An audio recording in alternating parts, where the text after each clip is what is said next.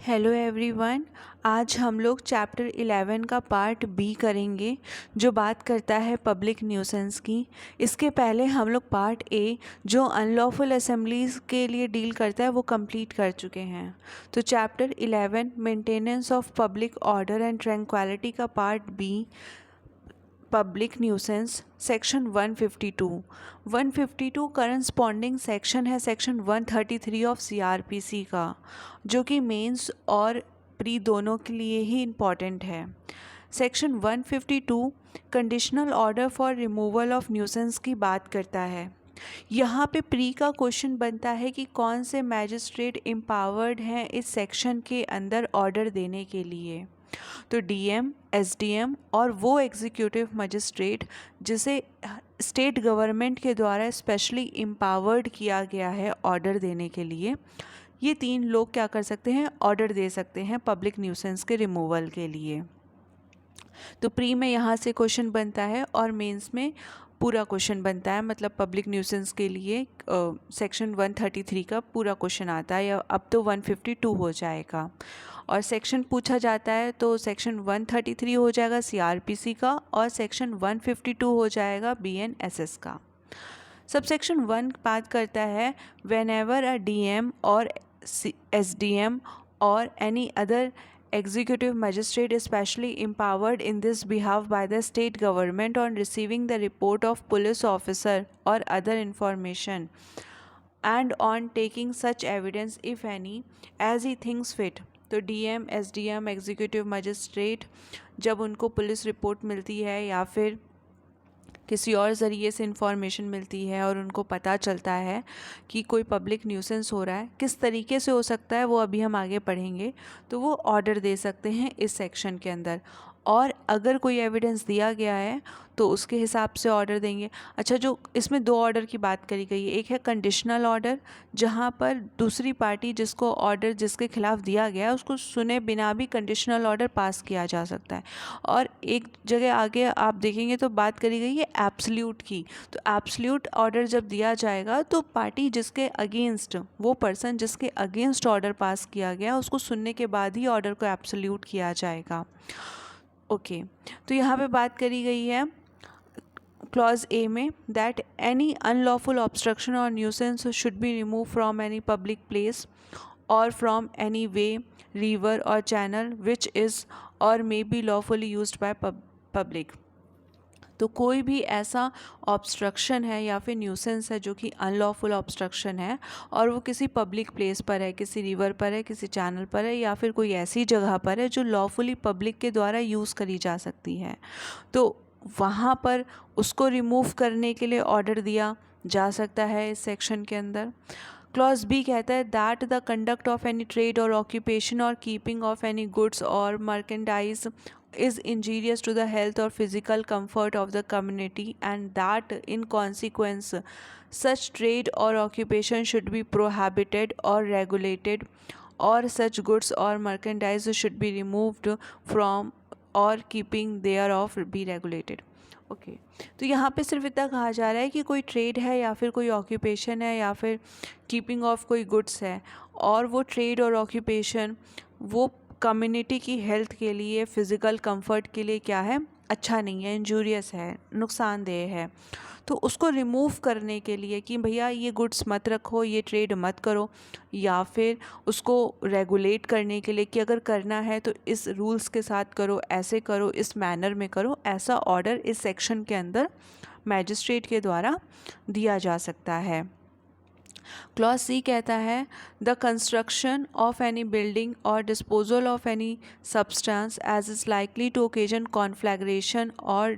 Explosion should be prevented और stop. तो कोई भी बिल्डिंग है या फिर कोई सब्सटेंस है जिसके डिस्पोजल से क्या होगा, कॉन्फ्लैग्रेशन होगा, कोई एक्सप्लोजन हो सकता है, तो उसको रोका जा सकता है, उसको प्रिवेंट किया जा सकता है, उस बिल्डिंग को के कंस्ट्रक्शन को या उस सब्सटेंस के डिस्पोजल को। क्लॉज डी कहता है that any building, tent or structure or any tree is in such a condition that it is likely to fall. मतलब कोई बिल्डिंग है, टेंट है, कोई ट्री है जो कि क्या है, लाइकली टू फॉल है, गिर सकता है, और जिससे क्या हो जाएगा, नुकसान हो जाएगा जो उसके आसपास लोग रहते हैं, या कोई बिज़नेस करता है, या जो भी बिज़नेस करते हैं लोग वो, या जो भी उसके आसपास रहते हैं उनको इंजरी पहुंच सकती है। तो ऐसा ऑर्डर दिया जा सकता है कि या तो ये जो टेंट है या जो बिल्डिंग है जो भी गिर सकता है, इसको रिमूव कर दो या रिपेयर कर दो या इसको सपोर्ट दे दो, जैसा भी ज़रूरी होगा वैसा ऑर्डर दिया जा सकता है।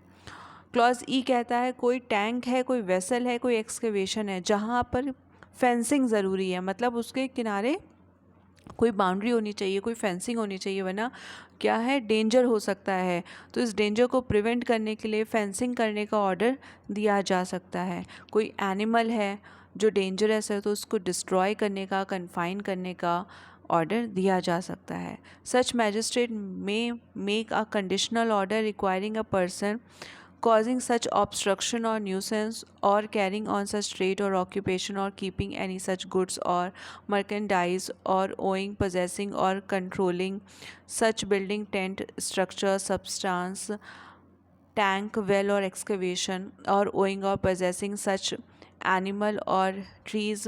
within a time be fixed in the order। तो यहाँ पर बोला जा रहा है कि कंडीशनल ऑर्डर दिया जा सकता है किसी पर्सन को, जो भी पर्सन उससे रिलेटेड है, जो ट्रेड कर रहा है या फिर जिसकी बिल्डिंग है, या फिर जिसको भी देना है ऑर्डर, फेंसिंग करने का देना है, रिपेयर करने का देना है, रिमूव करने का देना है, उस पर्सन को ऑर्डर दिया जाएगा और जो टाइम फिक्स किया गया है उस टाइम के अंदर उसको उस ऑर्डर का क्या करना होगा, ओबे करना होगा। तो क्या क्या ऑर्डर में हो सकता है, तो कोई न्यूसेंस है उसको रिमूव करने का ऑर्डर हो सकता है, कोई ट्रेड है, ऑक्यूपेशन है, उसको रेगुलेट करने का ऑर्डर हो सकता है, या फिर कोई बिल्डिंग है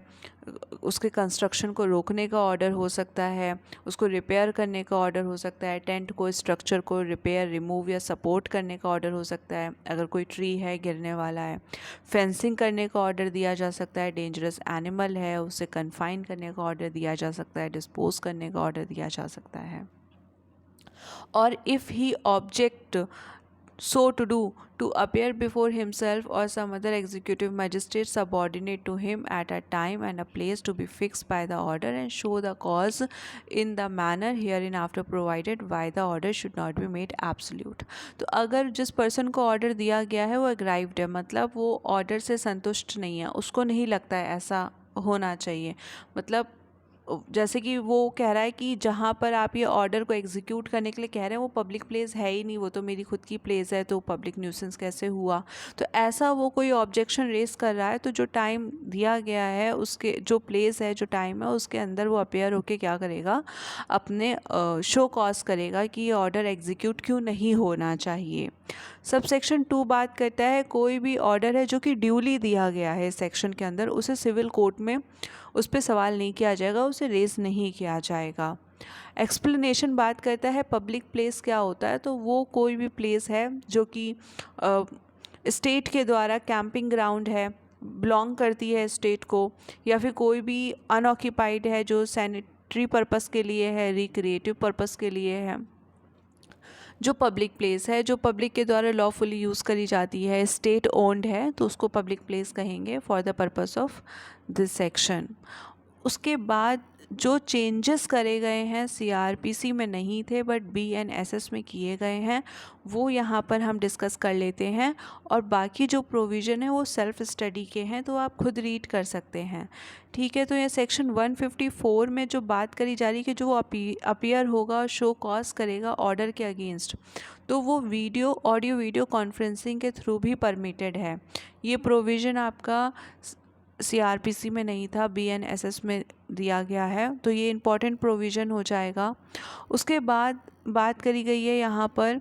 सेक्शन 157 में procedure where the person against whom order is made under section 152 appear to show cause. तो जो पर्सन है जिसके अगेंस्ट ऑर्डर दिया गया है 152 में, वो अपेयर होता है, शो कॉज करता है। तो जो भी प्रोसीडिंग है वो 90 दिन के अंदर, 90 डेज़ में कंप्लीट हो जानी चाहिए, और अगर नहीं होती है तो रीज़न रिकॉर्ड किया जाएगा कि क्यों नहीं हुई और आगे क्यों इसका टाइम बढ़ाना चाहिए, और मैक्सिमम 120 डेज़ में